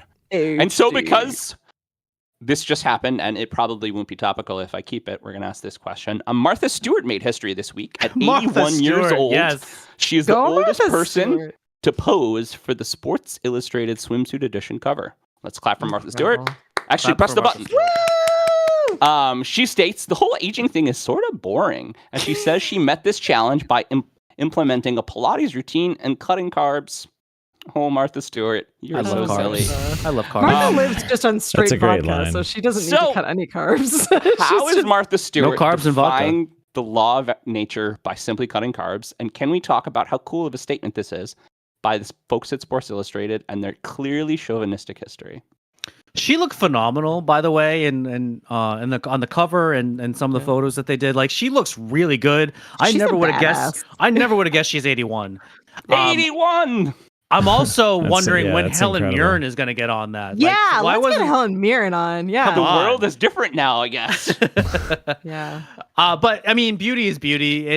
Beauty is in the eye of the beholder. But I think she looks looks great. phenomenal. She Yeah. looks great. She looks great. And did a great job. kudos to Sports Illustrated for thinking about something like this. Yep. I Yeah, mean, they approached her. She didn't ask. yeah, Really? exactly. I didn't know that. Mhm. Okay. I don't know. She's incredible. She's like the ultimate comeback kid. She I mean, can. she's friends she with can Snoop do Dogg. like.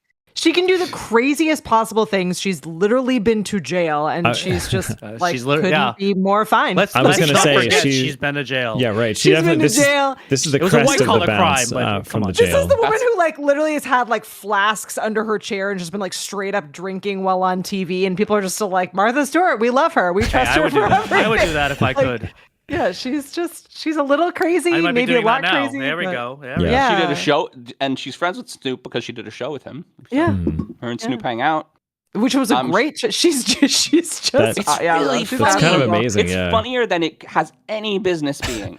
Like you can tell any business being. I mean, you can tell they're like really friends too. Like, yes. Like that's what's really nice about that. She's really great at just, and who knows how much of this I guess is like she's worked through, but she's really great at just being herself, and she doesn't take herself too seriously. And people speaking of like authenticity and and mental health and all, like she's pretty great at just rolling with the punches and being fine with people seeing her like not so great sides and her awesome sides. Like she started off being like the person who was like, go to your pantry and get the mushrooms you foraged earlier this morning, and you're gonna also want your your Italian blah blah blah thing that you got yesterday. And you're like, I have none of these things in my house, Martha. Like that was the level that she was at. And yet somehow is insanely relatable, which I like. That's admirable. Like the fact that she's able to pull that off is really admirable. Yeah. She has a cool house. Like maybe 10 minutes from my mother's. I was gonna say, she's your neighbor's mother. She's or your mother's neighbor. That's what I wanted to say. She has, and it's like it has like a cool greenhouse right in the front of it, and then way back is the two houses, and just like the nicest property.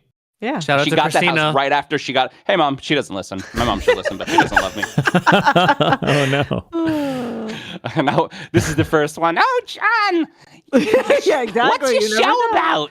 You never know. Your mom's not Jewish. Yeah, but she's Italian. It's like a little close. It's a little close. It's a little close. Oh my gosh. Yeah. Good for her. Good for her, and good for Sports Illustrated. Yes. I'm proud of them both. Did you know my mom has tattoos? Wait, what? What? Two tattoos. Wait, my mom's a badass. Okay, what good for Martha. Of? Good for Sports Illustrated. Good for John's mom. Way to go, everyone. Christina, I'm and so my mom has been in more now. fights than me too. Well, that I definitely agree. Yeah.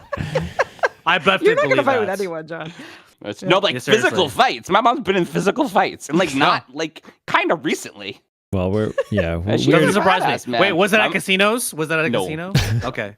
There was a whole. I could definitely see with- her doing it at casino. There was a whole Mama Bear situation with Marion that she handled. Oh, I believe that too. Okay. I believe that too. Yeah. Yeah. I was thinking that this was yeah. like way back when it was a generation of fisticuffs.